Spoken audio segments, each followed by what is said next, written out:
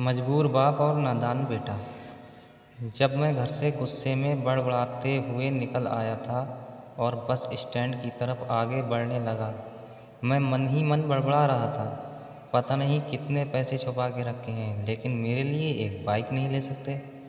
अब मैं यहाँ से बाहर चला जाऊँगा और तब तक वापस नहीं आऊँगा जब तक मैं खुद के पैसों से बाइक नहीं खरीद लेता। इतना सोच ही रहा था, तभी मेरे पैर में मुझे कुछ चुभने का एहसास हुआ। नीचे देखा तो समझ आया कि जल्दबाजी में मैं पापा के जूते पहन आया हूँ। उन जूतों में कील उभरी हुई थी, जो मेरे पैर में बार बार घाव किए जा रही थी। लेकिन उस समय गुस्सा अधिक था। मैं बड़बड़ाते हुए आगे बढ़ गया। एकाएक मुझे याद आया कि मैं पापा का पर्स भी साथ ले आया हूँ। मेरे खुरापाती दिमाग में एक ख्याल आया, क्यों ना आज पापा का पर्स चेक किया जाए, जिसे आज तक उन्होंने किसी को हाथ तक नहीं लगाने दिया था। पता नहीं कौन सा खजाना छुपा है इस पर्स में, जो किसी को हाथ नहीं लगाने देते थे। जब मैंने पापा का वो पुराना पर्स खोलकर देखा तो उसमें पैसे तो नहीं मिले, लेकिन पैसों की जगह एक डायरी रखी हुई थी। तब मैंने सोचा, ओह, तो यहाँ खजाना छुपा रखा है। मैं समझ रहा था कि यहाँ पापा ने लिखा होगा कि किससे कितने पैसे लेने हैं और किसको कितने पैसे दिए हैं, लेकिन मैं गलत था। जब मैंने उस छोटी सी डायरी का पहला पेज खोलकर देखा तो वहाँ पर जो लिखा था वो थोड़ा सीरियस कर देने वाला था। डायरी में जो लिखा था उसे पढ़ने के बाद मेरे चेहरे पर जो एक्सप्रेशन थे वो गायब हो चुके थे, क्योंकि डायरी में वैसा कुछ नहीं था जैसा मैं सोच रहा था। वहाँ पर उन पैसों का हिसाब लिखा हुआ था जो अलग अलग कामों के लिए अलग अलग लोगों से उधार लिए गए थे।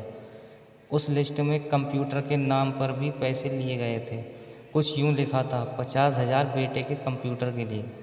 ये वही कंप्यूटर था जिसे मैं आज तक यूज़ कर रहा हूँ, लेकिन मुझे ये पता नहीं था उस कंप्यूटर को ख़रीदने के लिए पैसे कहाँ से आए थे। लेकिन आज पता चल रहा था। मुझे आज भी याद है जब मैंने पहली बार कैमरे के लिए ज़िद की थी, जो मेरे पापा ने मुझे 2 हफ्ते बाद मेरे बर्थडे पर ला कर दिया था, जिसे देखकर मैं बहुत खुश हुआ था। और मुझे खुश देखकर मुझसे कहीं ज़्यादा अगर कोई खुश था तो वो थे पापा। अब मेरे चेहरे से गुस्सा एकदम गायब हो चुका था।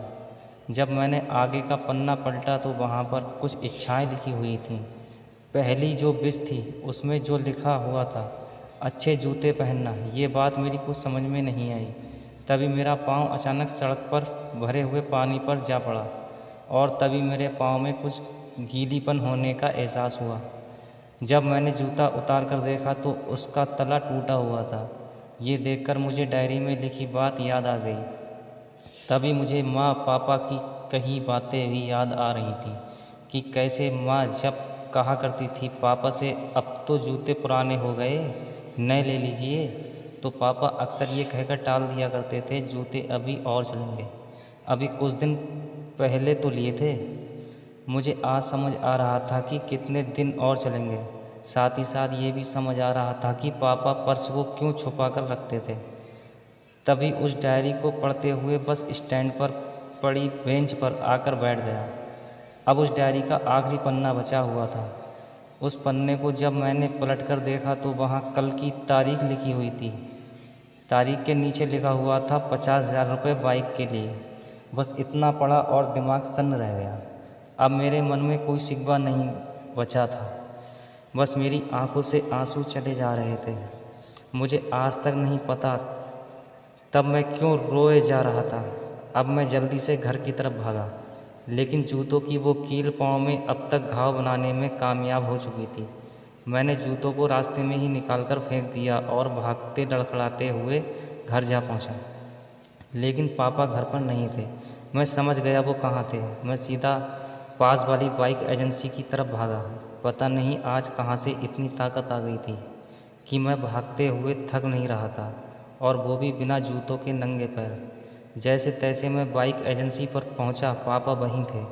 मैंने पापा को दौड़कर गले लगा लिया और मेरी आंखों से आंसू रुकने का नाम नहीं ले रहे थे। पापा कुछ समझ नहीं पा रहे थे आखिर क्या हो रहा है, मैं क्यों रो रहा हूँ। मैंने पापा से कहा, पापा मुझे मोटरसाइकिल नहीं चाहिए, आप अपने लिए जूते ले लीजिए।